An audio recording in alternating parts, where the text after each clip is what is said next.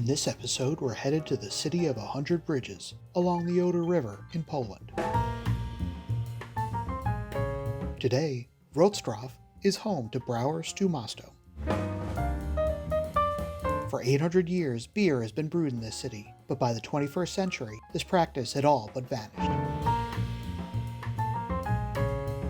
Owners Greg and Arletta Ziemian were determined to bring back this tradition and push forward, making Wrocław the Polish capital of craft beer.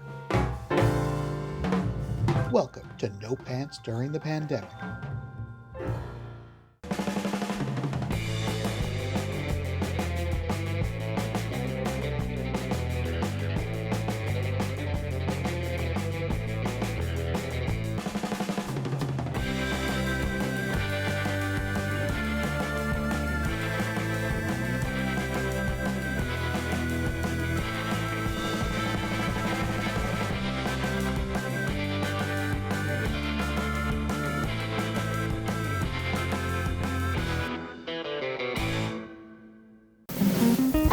Hi, I'm Kevin Brooks, and this is No Pants During the Pandemic.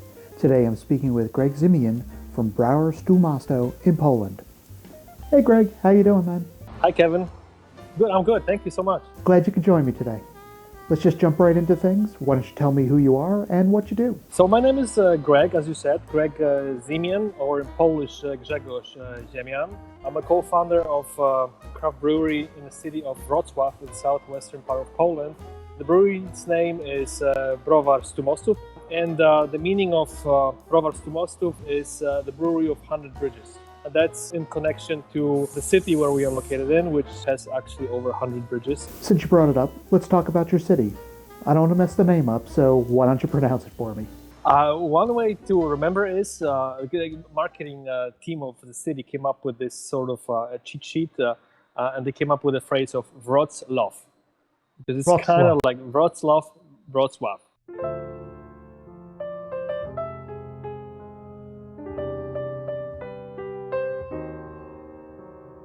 Could you tell me a little bit about Wrocław?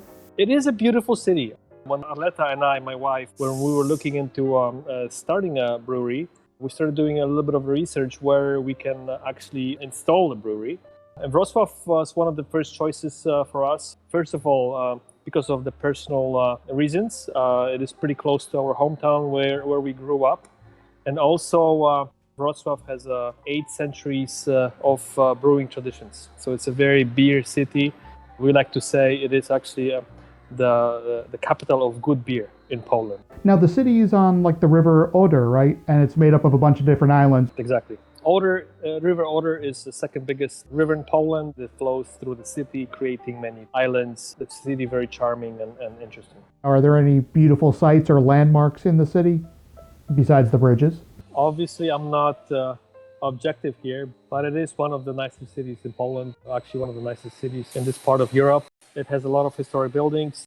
The main square is usually flooded with people. It has a very good-looking historic city hall. Then the square is full of good bars, restaurants, and other places of that nature. We have a nice zoo. Architecture is very interesting. So many nice things around here. And there's a vibrant university scene too? Yes, actually, very good point. The city itself has about 700,000 people. And on top of that, there's close to 150,000 students. So it is a very vibrant city, very kind of party city. A lot of those students also like craft beer, so they definitely help us manage our business. And yes, and also worth noting that one of the Wrocław universities has the first degree in beer brewing technology. We are happy to be part of that program. Some of our employees, including me, actually lecture at this program, and we work closely with them in terms of allowing people to do practical training. Very cool. Post-World War II, in Wrocław and Poland, like in much of the rest of the world, the small local breweries went away. So what was the beer scene like before you opened Stu Mostów? Early 20th century, there were probably around 60 to 80 local breweries. Then obviously the war changed, both wars changed many things. If I remember correctly, around the 50s, there was still quite a few breweries here. There was probably 40 of them left. They continued to brew. And then probably due to social changes, economic changes, post-war, some consolidation in terms of this business started happening. And the small breweries were shutting down and the bigger ones were getting bigger, gaining market share. And in the end, probably around the 70s, there were a few larger regional breweries that continued beer production.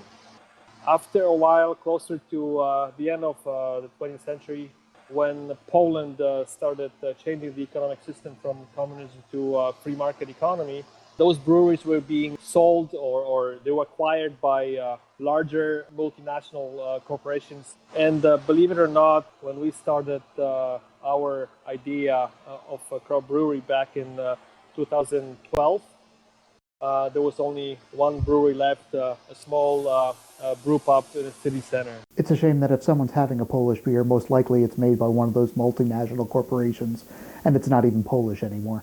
Yeah, you are correct. The three biggest brewing groups in Poland own probably about 90% of the market share in Poland, and all of the three groups are owned by big global beer businesses. What got you interested in opening a brewery? It's a very good question, Kevin. I kind of expected one. Sorry. But there isn't really a short answer to this, so bear with me. To answer this, I have to go back some years when I actually lived and worked in the United States. I worked for a financial industry company, and I was a proud European. I just kept drinking European beers. I'm not very proud of it right now. Up until I was on a business trip to Philadelphia. My friends took me out for dinner and beers after that. So we got into this craft beer bar, and my friend Christine asked me what I wanted to drink, and I said Heineken or something like that. And she literally slapped me in my head, like, "What are you talking about? We are in a craft beer bar. You don't get stuff like this in places like this." So I said, "Okay, just get me whatever you feel is good," and she got me hooked. Then sometime after that, she flew to Minnesota. And she organized a couple of meetups in craft breweries around the Twin Cities. One of them was a brewery tour at Surly Brewing. And I was completely sold on craft beer after this tour. Great story from Omar, great time. Flavors that we tried back then that were just something else. And ever since that point, I wasn't asking for Heineken anymore, and definitely was hooked on craft beer. It's still a pretty big jump from that to opening a brewery. Eventually, I decided to go back to Poland, to Europe. Before I physically moved back to Poland, I did my master's degree in Spain. So while doing this degree in Spain, my wife and I were thinking about opening a business after I finished my studies. So when we moved back to Poland, and one day I went to a supermarket, and the Polish people drink a lot of beer. We're one of the heaviest beer drinkers in the world, probably top 5 at this point in terms of liters per person. I went to a supermarket. I mean, there's literally like a lot of beer, but none of this beer was craft beer. None of this was like a locally produced product. So went back and I told Arletta, "Hey, how about opening a brewery?" I probably shouldn't quote what she replied back then. Oh, come on, let me know. No, she wouldn't be pleased about that. I mean, it was sort of like, in a way, joking, in a way, crazy idea, and we kind of like left it, slept on it. And next day, she came to me and said, "Tell me more about this brewery idea." And then after that, we spent another 8 months doing a lot of research, traveling around, asking people, diving into beer brewing, what it takes to open a brewery. And since I was freshly out of business school, I had all the tool sets to create business plans, fundraising, and things like that. After that point, we were very, very determined to get into to beer brewing business. And luckily, it was a perfect timing for us because we were one of the first ones, sort of like the first wave of craft breweries in Poland that kind of kickstarted the craft beer revolution here. When did the brewery open? So as our birthday, we consider the release of our first beers, which was December 11th of 2014.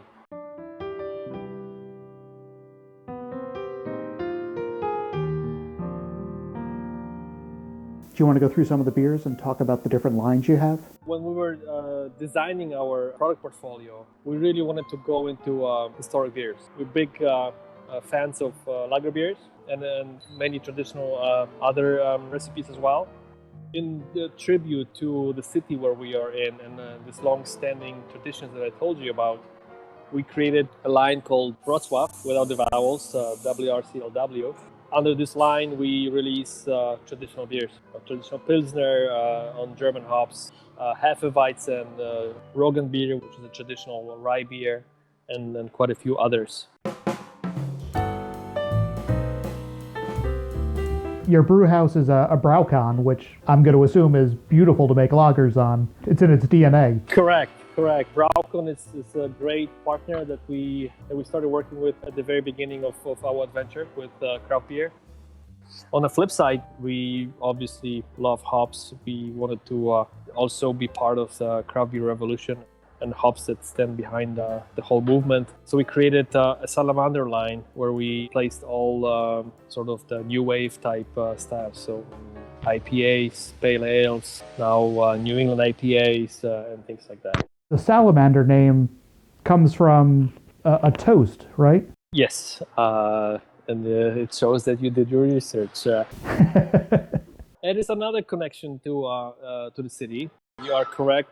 Salamander is a name of a special toast that was introduced about 150 years ago by these student corporations.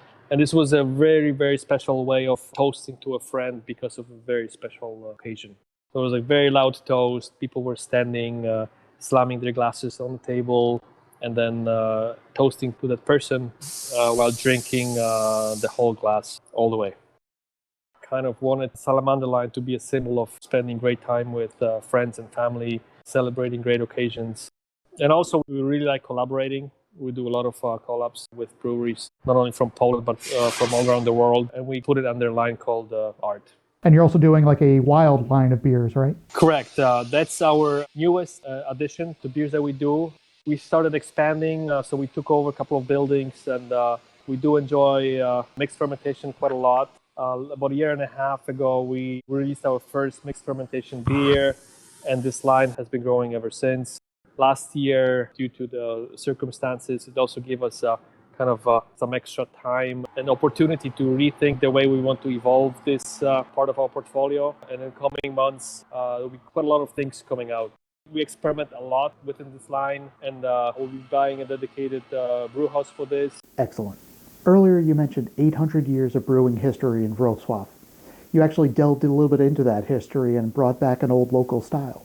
The city historically has been through wars or different conflicts from country to country. So at some point of time it was Prussia, which is current Germany. Then it was in Czech Republic and in Poland, and kind of back and forth. And eventually now it's a Polish city. Having three countries that predominantly are beer countries influencing this area created a really nice mixture of brewing traditions. One of the examples of the projects that we incorporated at our brewery is a historic beer called Schups, which in translation means ram from German. And how did that recreation come about? One beautiful day, we got visited by a friend from the industry, and he came up with a suggestion of like, hey, why don't you brew Breslauer Schups? I was like, yeah, sounds like a great idea. Next day, when we stopped drinking and started actually acting on this idea, we learned that there was no preserved recipe. This beer was brewed a couple of centuries back and then completely forgotten.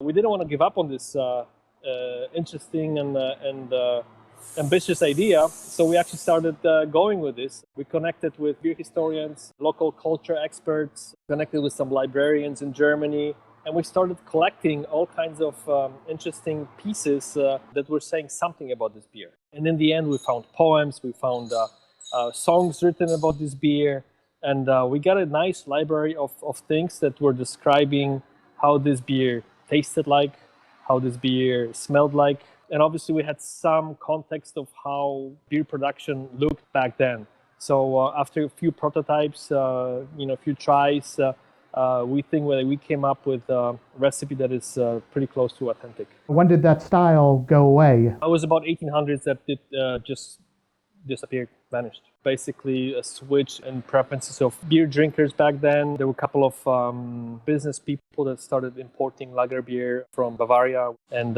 anything that was brewed locally was kind of pushed aside, and eventually it stopped being brewed and then eventually forgotten. What a shame. So how big is your brewery? Initially, back in 2014, we started with a 3-vessel, 20 hectoliter system and 6 40 hecto unitanks and 2 40 hecto bright beer tanks. After that, we kept expanding the whole infrastructure. We upgraded our bottling, eventually canning lines, and added more tanks.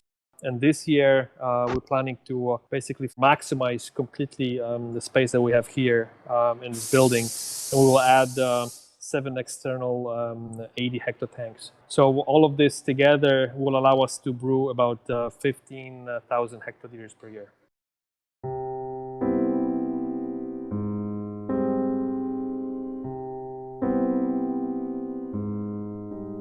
And at the brewery, you have a tap room too. Correct. Our brewery is located in a historic building. And when we were searching for a perfect location back in actually 2013, when we found this building, it was literally falling down. There was no roof, there was no floor, just basically this beautiful old red brick walls.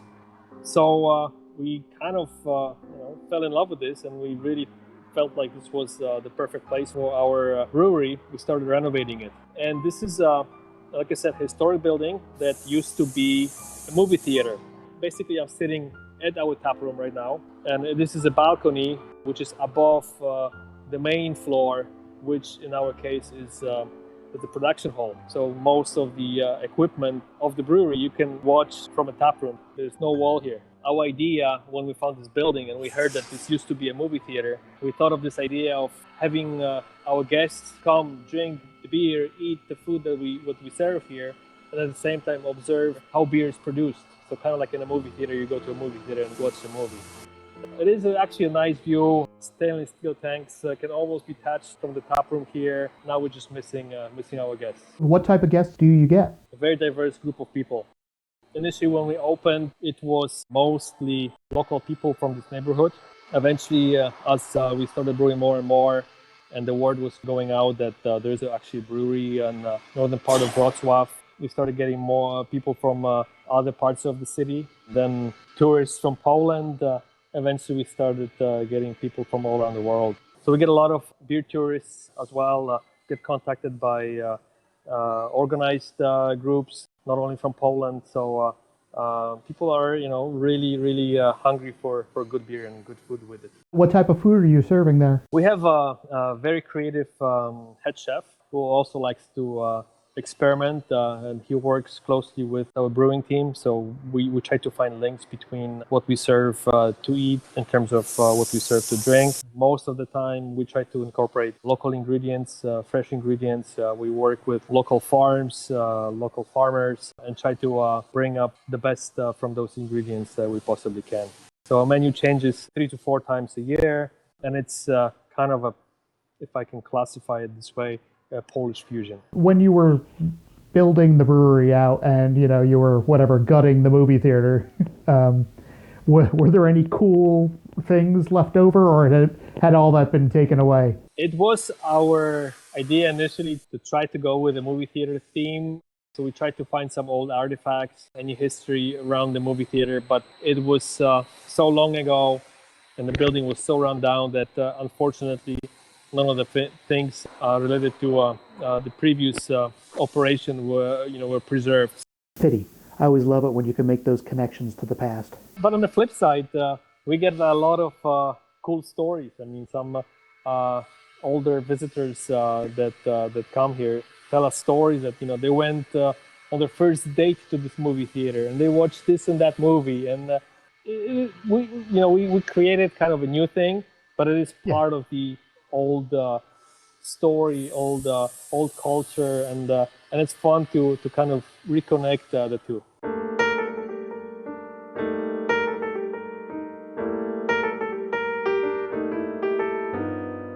There's a beer garden too.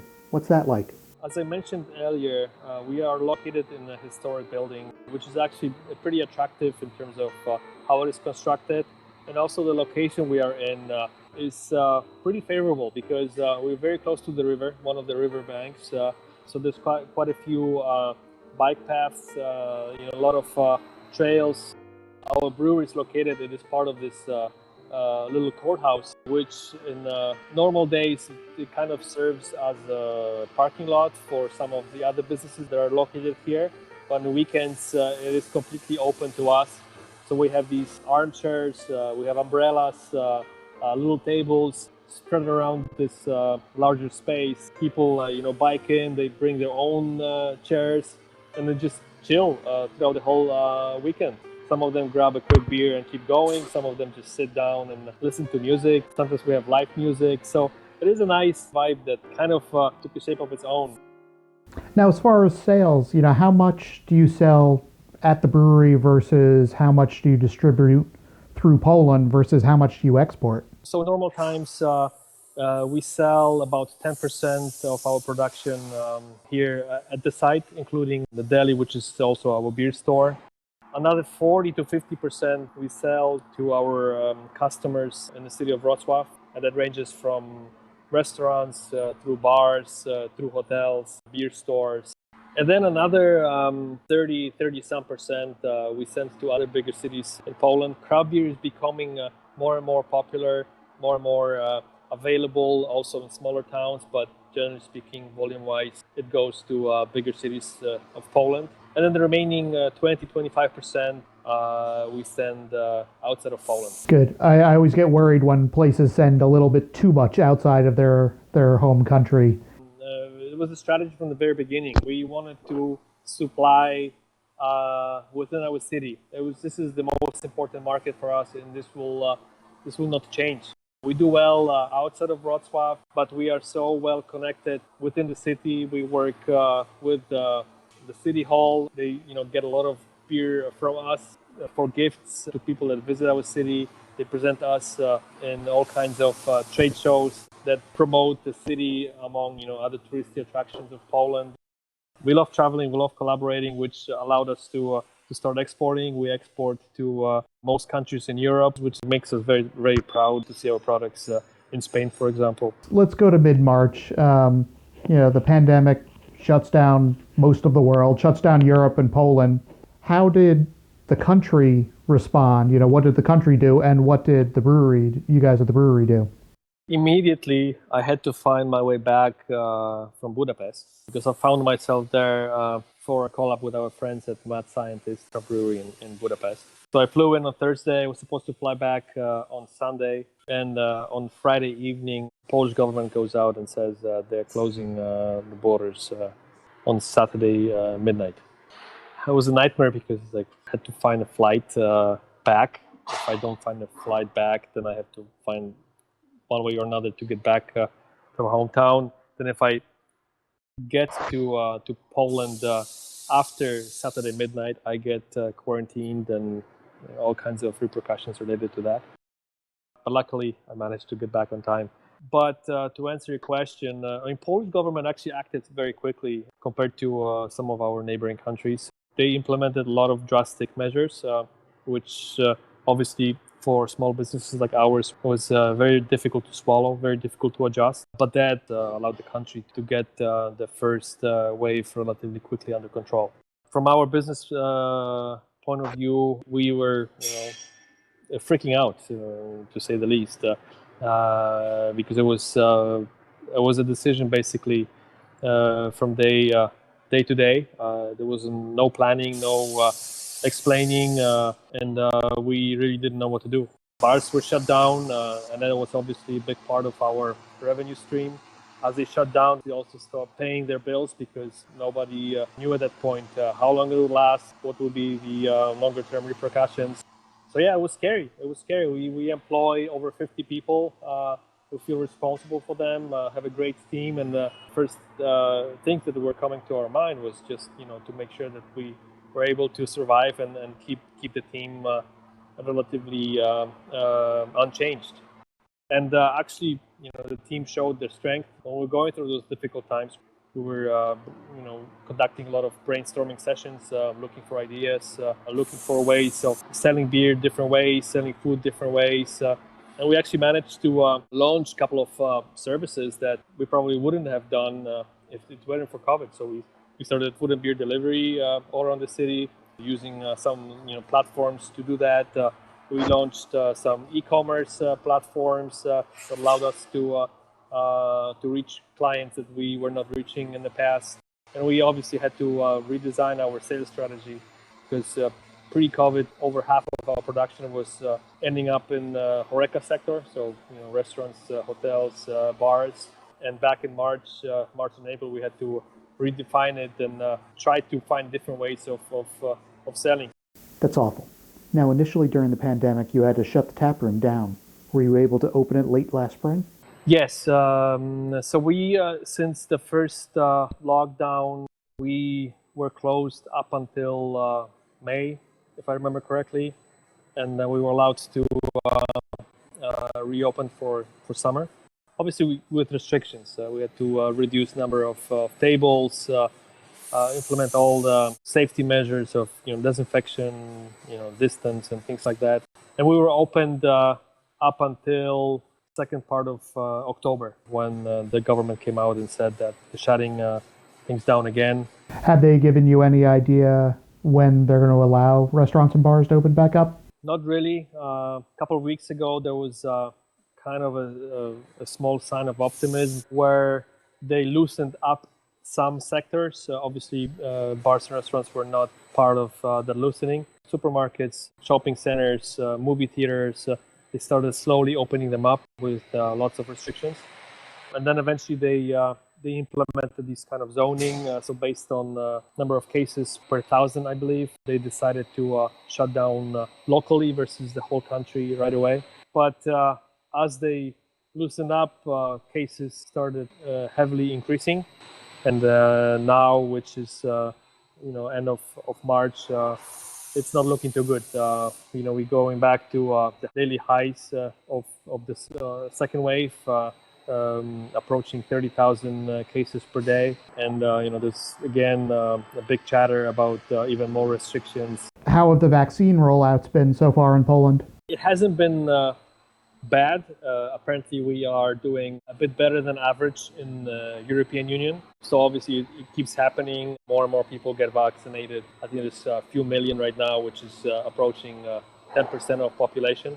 But then the whole story about the AstraZeneca vaccine causing some side effects kicked in, and a lot of people started feeling very nervous about getting any vaccine. So we'll see how it goes.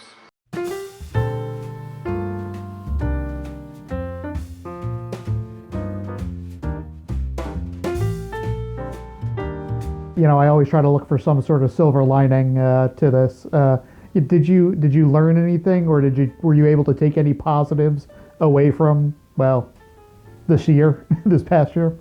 It might sound like a cliche, but we really learned the true meaning of saying what doesn't kill you makes you stronger. But in the end, 2020 wasn't a bad year for us in terms of financial results. We made some money, so we're not doing badly. Obviously, we wish we could operate in a normal environment, which would allow us to grow and implement plans that we have had over the last few years. But yeah, we learned quite a lot. As a small company, we were already pretty nimble, pretty flexible. But during those most difficult times, we had to be even more flexible. What's next for the brewery? Well, actually, there'll be two relatively big projects happening this year. One is the capacity expansion, which I already mentioned. Hopefully by the end of summer, we will have 7 80-hectare external tanks being installed. With that, we will also do an overhaul of our brew house. So we will implement a newer version of filtration system. We'll add additional vessel to the brew house so we can increase the number of brews per day to 6 to 8. And then the second big project is our mixed fermentation project. So there will be some equipment coming this year. We'll have a dedicated brew house, smaller brew house, just for mixed fermentation brews. Greg, thanks for spending all the time with me this evening. I wish you the best of luck getting through the rest of the pandemic and beyond. Kevin, thank you so much. It was a pleasure. I miss meeting people over a good beer, talking about beer. So it's a pleasure meeting you. It was great talking with you, sharing some of the things that we do here in Wrocław in Poland. Let's hope that next time we see each other, it will be over beer in person versus camera to camera. So obviously you are cordially invited to visit when things settle down. Thank you very much. I'd really like to do that one day. Well, bye-bye. Thank you. Have a great evening. You too. If you'd like to learn more about Browar Stu Mostów, you can check out their website. The link is in the video's description. And if you've liked this or any of the other episodes of No Pants, then please subscribe to my channel. Thanks, and I'll see you next time.